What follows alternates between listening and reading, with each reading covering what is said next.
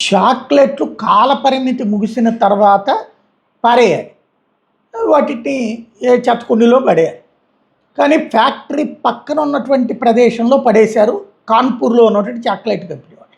అది ఎక్స్పైర్డు, పనికిరావని పారేస్తే ఫ్రీగా వస్తున్నాయని జనం ఎగబడి తీసుకునే అయ్యే తినడానికి రెడీ అవుతున్నారంటే ఏమనాలి మనం ఈ పరిస్థితిని? ఇదిగో చూడండి, అందులో పోనీ ఎవరన్నా ఏ అడుక్కునేవాళ్ళో ఏ తిండికి లేనోళ్ళో కాదు, బళ్ళేసుకుని వచ్చి మరి అక్కడికి హెల్మెట్లతో అందరు చదువుకున్నటువంటి వాళ్ళు ఆ చాక్లెట్లు వాళ్ళు పారేశారంటే ఏంటి అర్థం?